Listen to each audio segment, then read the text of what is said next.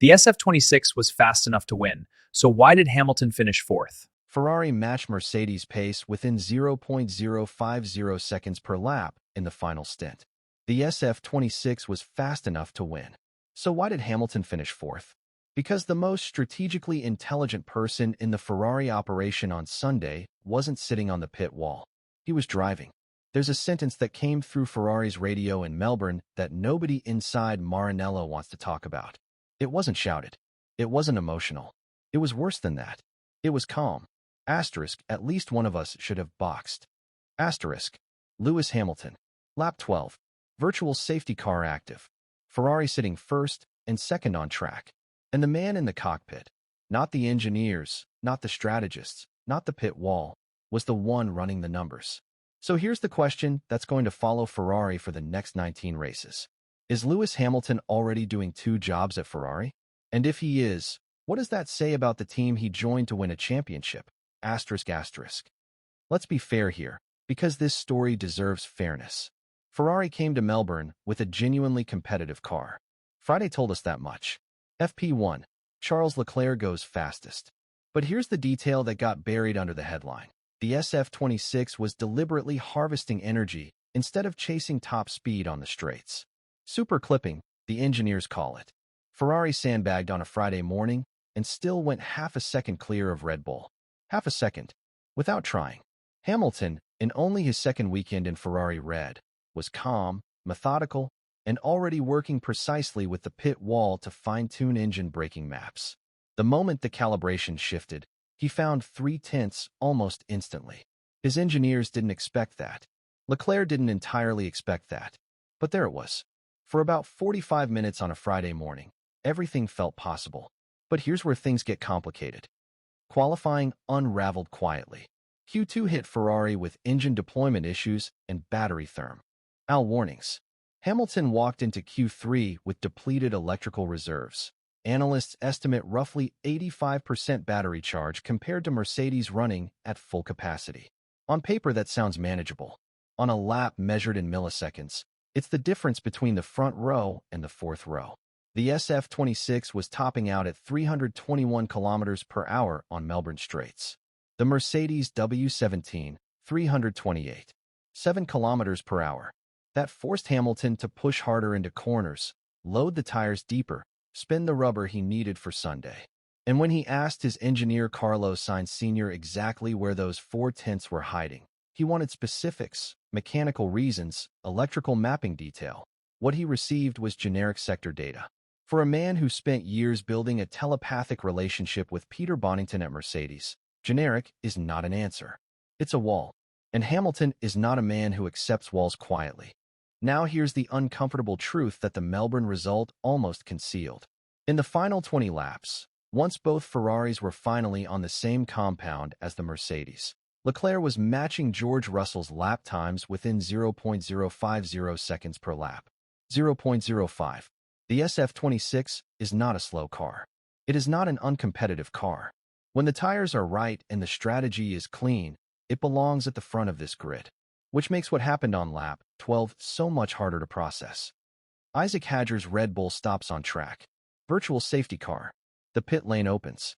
In modern Formula One, this moment has one correct answer. Under a VSC, the time penalty for a pit stop is roughly 40% lower than under green flag conditions. You pit. You take the cheap stop. You bank the advantage. It is not a gamble. It is arithmetic. Mercedes saw the VSC. They ran the numbers. Both Russell and Antonelli came in immediately. Clean, cold, efficient. Ferrari stayed out. And in the silence of that decision, in that one hesitation, Lewis Hamilton understood exactly what was happening. He didn't panic. He didn't shout. He picked up the radio and delivered a sentence so precise it sounded like a debrief note rather than an in-race transmission. Asterisk, at least one of us should have boxed. Asterisk. He wasn't asking. He was informing. There's a very specific kind of frustration that comes from a driver who already knows the answer and is watching the people with the authority to act refuse to use it. Hamilton has lived at the absolute peak of this sport for nearly 2 decades. He has forgotten more about VSC windows than most pit wall engineers will ever learn. But he doesn't have the radio button that calls the pit crew. Then came lap 18. Bottas stops near pit entry. Second VSC. Second window. Except the pit lane closed for safety while marshals recovered the car. Ferrari had voluntarily bypassed the first window. Now the second was physically shut in their face. They had walked themselves into the one scenario where bad luck could no longer be separated from bad decision-making. By the time Leclerc pitted on lap 26, he didn't just lose the lead. He fell behind both Mercedes cars into a gap that no amount of talent could close.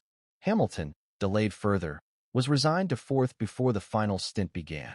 And in those closing laps, there was one more detail worth understanding. Hamilton was catching Leclerc at half a second per lap, genuinely catching him. But the moment he entered the dirty air bubble within 2 seconds of the Ferrari ahead, his battery temperature spiked. The cooling requirements for the 2026 ERS systems are so extreme that following another car becomes a thermal crisis. Ferrari strategy failure didn't just cost them positions. It forced both their drivers to spend the afternoon fighting a thermal wall that clean air and fresh tires would have largely avoided. The strategy hurt the car's ability to operate. That's not a coincidence. That's consequence. So let's ask the question directly.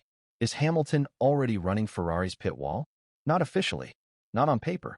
Absolutely not in the way Maranello would ever frame it publicly. But here is what Melbourne showed us plainly.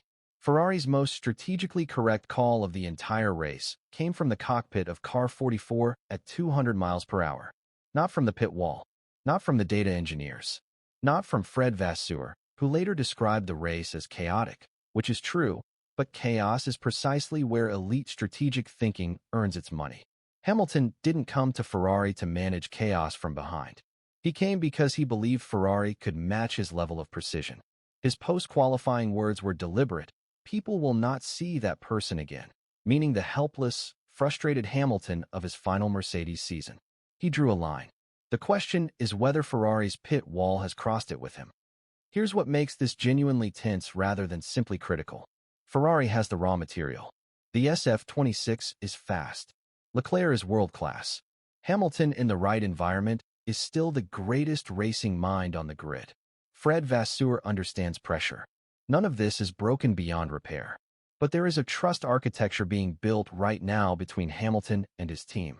And trust in Formula One is not built in preseason testing or press conferences. It is built in moments exactly like lap 12 of the Australian Grand Prix. When the VSC boards light up and the right call is obvious and someone has to make it without hesitation. Mercedes made it. Ferrari hesitated. And Hamilton noticed. Melbourne was one race. 19 remain. Ferrari has the pace to compete for a championship. The final stint data proved that beyond any reasonable doubt.